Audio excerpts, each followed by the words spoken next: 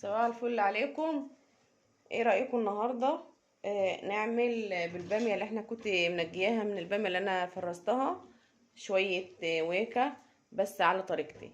يلا بينا كده نسمي بسم الله ونصلي على رسول الله ونشوف احنا هنعمل ايه او هنعملها ازاي. انا كده كده كنت غسلاها ومحضراها من المرة اللي فاتت، فانا بس هنشيل بوسها ديت وهنمسك دي البامية هنعملها كده. طبعا يعني هتاخد وقت شوية بس هتبقى جميلة خالص اهيت.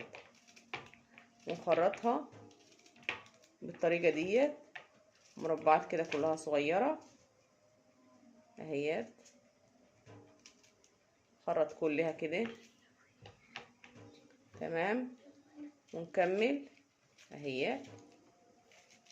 يعني اي كمية انت عايزاها، بس انا طبعا هي دي معايا كمية بسيطة وهي كده بالنسبة لي تمام يعني كويسة، مش محتاجة منها اكتر من كده، مش محتاجة اكتر من كده يعني حي.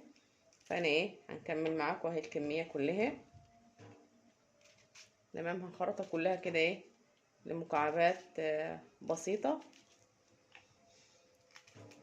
هنعمل الويكة بالطريقة يعني على طريقتي هي، يا ريت تجربوها وتقولوا لي ايه رأيكم في كومنت جميل، وما تنسوش اللايك والاعجاب اهي. هنخلص معاكم كل الكمية ونرجع لكم تاني. انا خلصت البامية تخريط اهيت، هي عملت شوية كويسين تمام. انا بس مستنية كده اللحمة تستوي وخلاص. هنبتدي نعمل معاكم نعمل معاكم احسن ويكة على طريقتي. انا حطيت الشوربة بتاعتي كده اهوت على النار تمام، وخلاص هنحط فيها البامية ديت اهي. ننزلها كده تستوي فيها هي كده عشان ما نفرخهاش ولا حاجة، هي كده خلاص احنا مخرطينها هتستوي. بس هنسيبها تستوي كده براحتها على ما نحضر لها التومه بتاعت الطشه بتاعتها.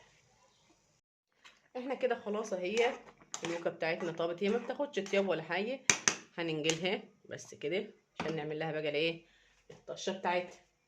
ادي طاسه كده صغيره فيها معلقه دهنه كده حلوه مستريحه يعني. نسيبها كده تسيح عشان نعمل للويكه الطشه بتاعتها. كده حته الدهنه بتاعتنا ارتاحت اهي. هننزل فيه بمعلقه من الثوم، نقلب كده تشويحه.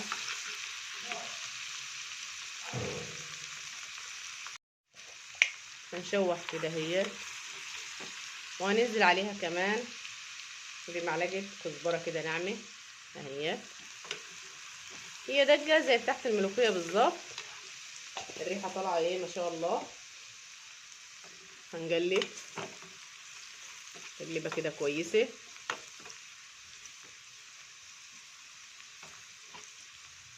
يعني احنا مش هنحمر قوي، حبه صغيرين بس كده ريحه التوم بس تطلع اهي. نزلنا بيها وهنجيبها تاني تاخد بس غلوه صغيره. الريحه بصراحه يا جماعه فظيعه فظيعه، ريحه جميله جميله جميله. هي بس هتاخد غلوه واحده وهنسيبها وخلاص على كده. هي مش محتاجه اكتر من كده، هي كده استوت الوكه بتاعتنا. وبألف هنا وشفا يا رب. غلوه واحده صغيره وخلاص على كده. انا كده يا جماعه خلصت الويكه بتاعتنا جميله خالص خالص، وبطريقه سهله خالص، والطعم جميل ومختلف خالص يعني.